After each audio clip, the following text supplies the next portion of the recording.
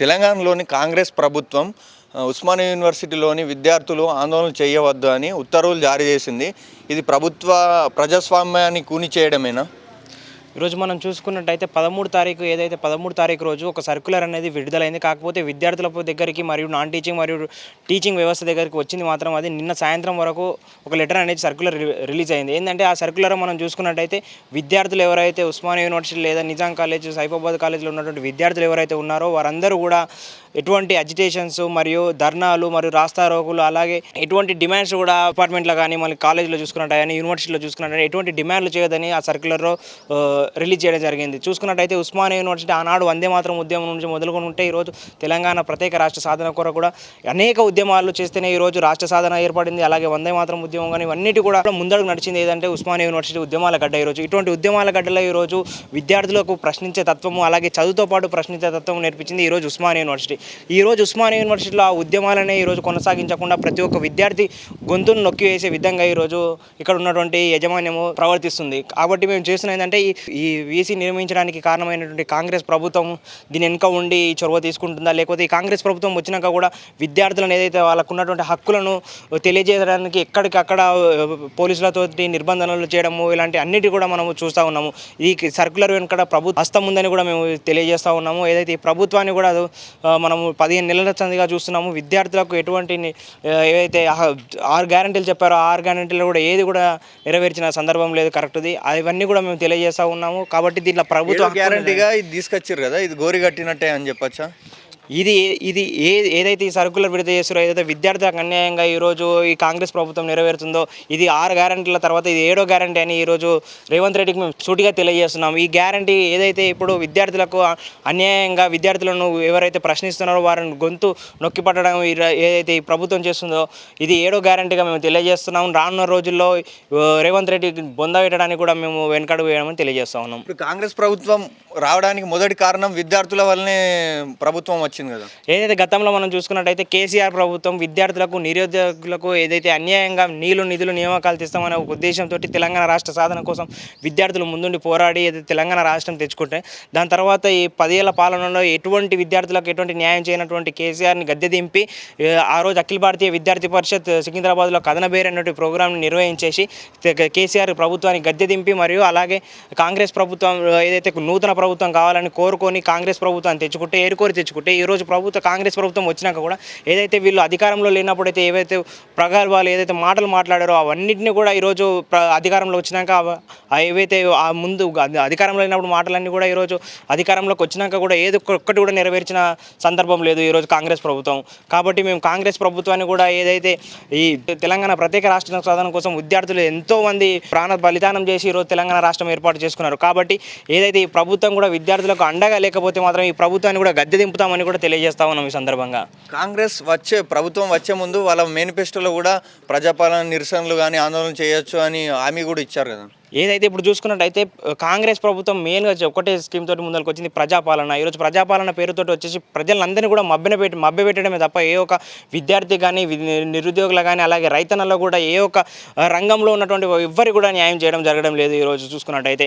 కాబట్టి ప్రజాపాలన పేరుతోటి చెప్పి మభ్యపెట్టి ముందల ముచ్చట్లు లేపడం తర్వాత వెనకలు ఉండి ఏదేదో పోలీసులతోటి వాళ్ళతోటి లాఠీ చార్జీలు చేపించడమే తప్ప ఈరోజు ఉన్నటువంటి కాంగ్రెస్ ప్రభుత్వం ఏ ఒక్క విద్యార్థి కూడా ఈరోజు అండగలేదని సందర్భంగా తెలియజేస్తా ఉన్నాం. అలాగే ఇప్పుడు ఈ కాంగ్రెస్ ప్రభుత్వాన్ని చూస్తే అప్పటి ఇందిరమ్మ రాజ్యంలోని ఎమర్జెన్సీ రోజులు గుర్తుకొస్తున్నాయా?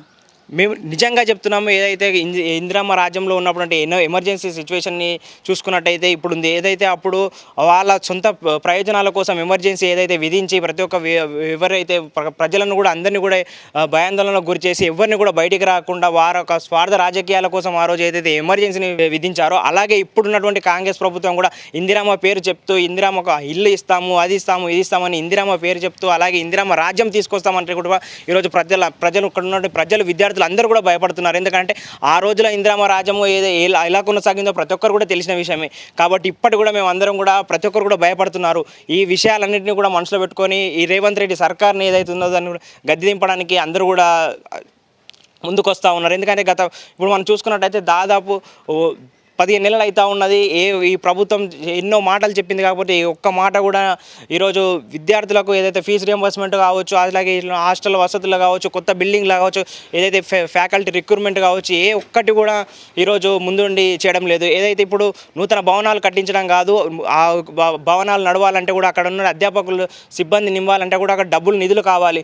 కాబట్టి యూనివర్సిటీలకు మంచి నిధులు కేటాయించి ప్రతి ఒక్క యూనివర్సిటీని కూడా ఆదుకుంటే ఒక విద్యార్థులతోటే ఈరోజు రానున్న భవిష్యత్ అనేది ఏర్పడుతుంది. కాబట్టి ఈ విద్యార్థులకు మంచినటువంటి చదువు ఇవన్నీ కూడా అందిస్తే కూడా బాగుంటుందని ఈ సందర్భంగా తెలియజేస్తున్నాను. ఉస్మానియా యూనివర్సిటీలో పురుగులే కాకుండా ఈ మధ్యలో బ్లేడ్లు కూడా వచ్చాయి.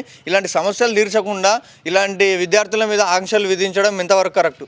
ఈరోజు మనం చూసుకున్నట్టయితే ఉస్మానియా యూనివర్సిటీలో గత 3 రోజుల క్రితంగా మనం చూసుకున్నట్టయితే నిరసన చేయడం జరిగింది. ఎందుకంటే మనం తినే అన్నంలో బ్లేడ్ వచ్చింది. గతంలో చూసుకున్నట్టయితే పురుగులు రావడం, గాజులు ముక్కలు రావడం ఇవన్నీ కూడా జరిగినాయి. కాకపోతే బ్లేడ్లు కూడా రావడం అనేది ఎంత సిగ్గుచేటో ఈరోజు మనం చెప్పుకోవాలి.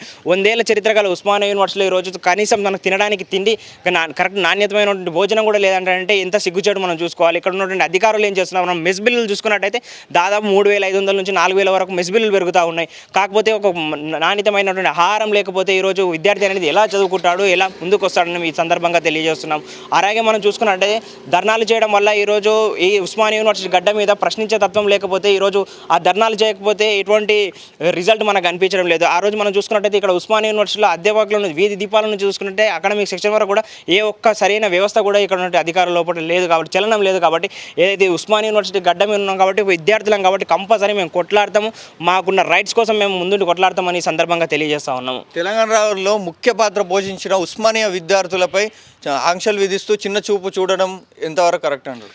ఈరోజు మనం చూసుకున్నట్టయితే ఉస్మానియా యూనివర్సిటీ ఆ రోజు తెలంగాణ రాష్ట్ర మొత్తాన్ని కూడా ఏకతాటికి తీసుకురావడానికి ఏదైతే ఇక్కడ నుంచి ఉస్మానియా యూనివర్సిటీ నుంచి పిలుపునిస్తే ప్రతి ఒక్క విద్యార్థి కూడా ఉస్మానియా యూనివర్సిటీ ఎలా అయితే ముందుకు సాగుతుందో రాష్ట్ర సాధన కోసం ప్రతి ఒక్క విద్యార్థి కూడా మారుమూల గ్రామం నుండి వచ్చిన ప్రతి ఒక్క విద్యార్థి కూడా ముందుకు సాగడం జరిగింది.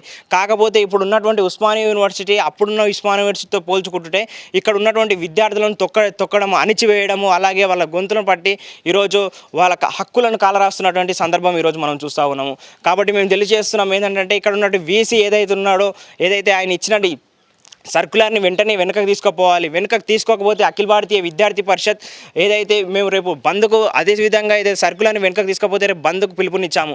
యూనివర్సిటీ మొత్తం కూడా బంద్ చేసేసి ప్రతి ఒక్క విద్యార్థి కూడా పరిపాలన భవన్ ముందుకు వెళ్ళి ధర్నా చేశామని కూడా ఏదైతే ధర్నాలు చేయదు, డిమాండ్లు చేయదు, అజిటేషన్లు చేయదు అని తెలియజేశాడో అదేవిధంగా ఆయన పరిపాలన భవన్ ముందు వెళ్ళి ఆయన సీట్ దగ్గర కూడా వెళ్తామని ఈ సందర్భంగా తెలియజేస్తా ఉన్నాం. ఉస్మానియా యూనివర్సిటీలో ప్రభుత్వము నిరసనలకు ఉత్తర్వులు జారీ చేసింది, నిరసనలు చేసుకోవద్దని. దాని మీద ప్రతిపక్ష నేత అయిన కేటీఆర్ గారు స్పందిస్తూ నేను ఈ ఉత్తర్వులను ఖండిస్తున్నా అని చెప్పాడు. మనం చూసుకున్నట్టయితే ఈరోజు ఎవరైతే అధికారంలో ఉన్నప్పుడు అయితే ఏదైతుందో ఇప్పుడు ఈ పార్టీ అయినా కానీ ఆ పార్టీ అయినా కానీ అధికారంలో ఉన్నప్పుడు ఒక మాట, అధికారం దాటిన తర్వాత ఇంకో మాట. ఏదైతే ఇప్పుడు అధికారం రానున్న రోజులు అధికారం వాళ్ళు చెలాయించాలని చెప్పేసి ఈరోజు విద్యార్థుల పక్షాన మేము ఉన్నామని చెప్తున్నారు. గతంలో 10 ఏళ్ళు ఉన్నప్పుడు ఆలయం చేశారని మేము ఈ సందర్భంగా ప్రశ్నిస్తున్నాం కేటీఆర్ని కూడా. సో గతంలో 10 ఏళ్ళు వాళ్ళ పరిపాలనలో ఉన్నప్పుడు కూడా ఏ ఒక్క విద్యార్థి కూడా న్యాయం చేసిన రోజు లేదు. ఈరోజు ఏదైతే గట్టెక్కి ఈరోజు గెలవకపోయేసరికి ఆ అవతల పక్క ఉండేసరికి ఈరోజు మేము ఈరోజు విద్యార్థుల పక్షాన ఉండమని తెలియజేస్తున్నాం. ఈ కాంగ్రెస్ ప్రభుత్వమే కానీ బీఆర్ఎస్ ప్రభుత్వమే కానీ ఏ ఒక్కరు కూడా విద్యార్థులకు అండగా ఉన్న సందర్భం లేదు. జస్ట్ వాళ్ళ రాజకీయాల కోసం ఈరోజు తతంగం ఆడుతున్నటువంటి సందర్భాలు మనం కళ్ళకు కట్టినట్టుగా మనం చూడొచ్చు.